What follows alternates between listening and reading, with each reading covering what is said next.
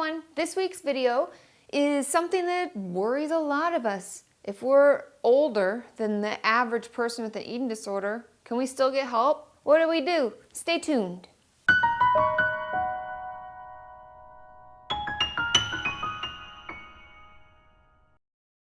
So this week's video addresses the topic of being older and struggling with an eating disorder or self-harm.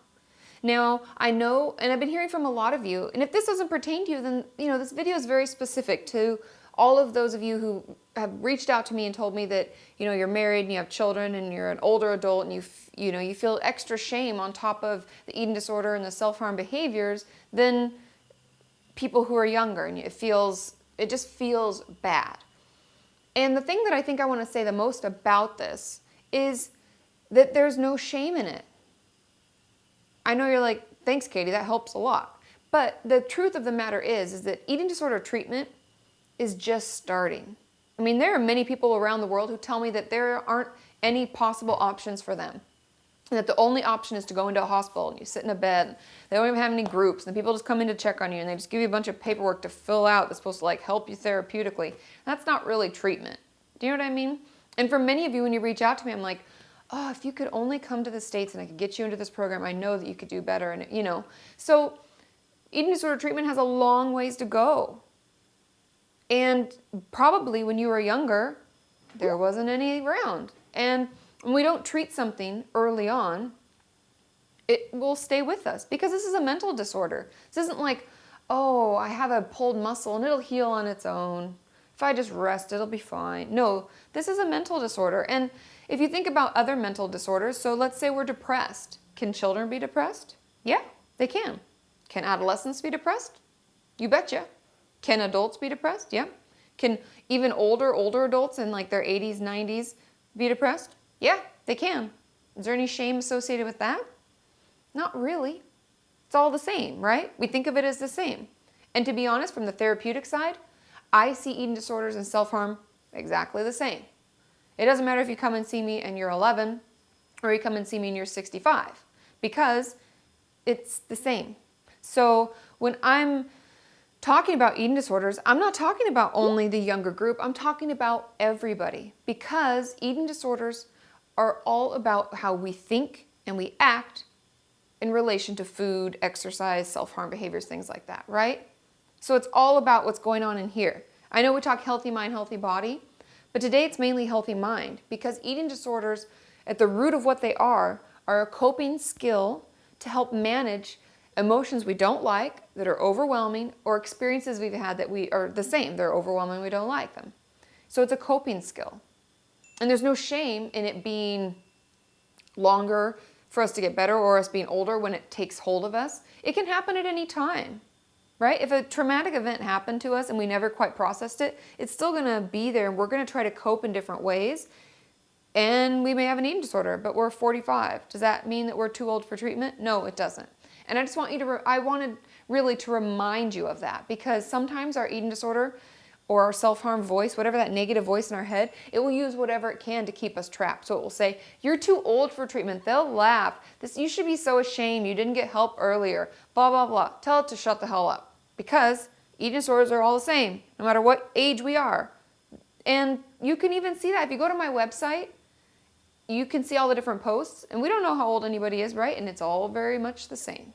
So do not forget to subscribe to my channel. Because if you notice, sometimes I put out videos midweek. And if you haven't subscribed, you don't even know about it. And I would encourage you because I hear from a lot of people. And if I hear from a lot, that means there's a lot more even out there struggling with this same issue and the same worry. Share this video. Below there's a tab, has a link. I want you to share it to either your Twitter, Tumblr, Pinterest, Facebook. I don't know, there's a ton of different things out there. So I would encourage you to share it so that we can spread awareness about this because I want everybody to know that eating disorders they don't discriminate when it comes to age. So we all deserve help and it's all the same, okay? Give this a thumbs up if you like this video. That really helps also share the information. And just keep working with me and let me know if there's other video topics you want me to, touch on as we work towards a healthy mind and a healthy body.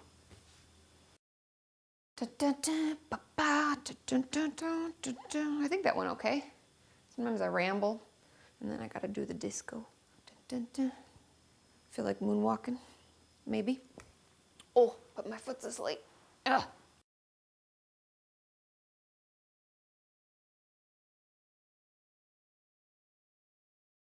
So I've been hearing from a lot of you that you've either been suffering from an eating disorder for a really long time and now you feel like you're too old for treatment. Or I've heard from some of you that just recently it started and you've just started feeling like you have an eating disorder, but you feel like you're too old for treatment. To be honest, I know that a lot of treatment centers are younger adults, I guess. There are adolescent treatment centers and then there are adult treatment centers, and adult starts at 18. So a lot of the treatment centers that I even worked at, I want to say the mean age was like 25 or so. I know that for those of us who may be 40 or 50 or 60, who knows, right? We feel kind of left out and it doesn't quite feel right because, I mean, let's be honest, if we're parents of children that have already moved out and now we're in treatment with these kids that are like just got out of high school, that kind of feels bad, right? And it can't really relate. We don't really think that, I'm doing a lot of air quotes, sorry. But we can't really relate to them and we feel that age gap. But to be truthful, in my experience in various treatment centers, we had people who were 49, 55, 57. There was no age limit. We wouldn't take anyone younger than 18 because we were an adult facility. But we had a lot of older adults in treatment. And eating disorders know no bounds. They will take us whatever age we are, right? And if we don't get control of it and take care of ourselves when it comes on when we're younger, then we can be older and have an eating disorder. So what do? First thing I want you to do is I want you to look into different groups in your area, okay? Because a lot of areas have ED Anonymous groups, there's DBT groups. A lot of treatment centers have groups that go on for the people who have like graduated from their program, and they'll have them on like Mondays, Tuesday nights, and they're free.